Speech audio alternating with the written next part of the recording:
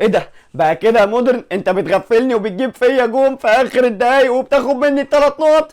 ماشي انا مش هسكت، انا هجيب لك الاهلي. اجري يا شاطر، العب بعيد، هات اللي تجيبه، انا ما بخافش. الحقني يا اهلي، مودرن سبورت كسبني وجاب فيا جون في اخر الدقايق وخد مني الثلاث نقط. انت لازم تجيب لي حقك. متاكد يالا ان مودرن هو اللي عمل فيك كده؟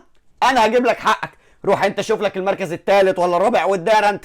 بقى انت يا مودرن اللي بتعمل كده في غريم؟ الدخله اللي انت داخلها دي يا معلم رفاعي، الدخله دي يا اهلي مش هتجيب معايا. لا انا مش جاي في دخله، انا جاي في دخله وهيشهد عليها جنش. يا مامي عاشور يا جردشار، تعالوا علموهم الادب. خد يد هنا، ابلع الاول وابلع التاني وابلع التالت عشان تعرف تضايق غريمي كويس. يا انا يا اما ضربوني، يا عيني، يا كلي.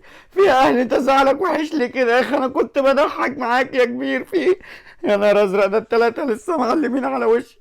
حسبي الله ونعم الوكيل. زعلش نفسك يا غريمي، اي خدمه وكسبتولك ثلاثه، واي فرقه تكسبك تعالالي وانا اكسبها لك. ربنا يخليك لينا يا كبير يا اللي بتجيب لنا حقوقنا.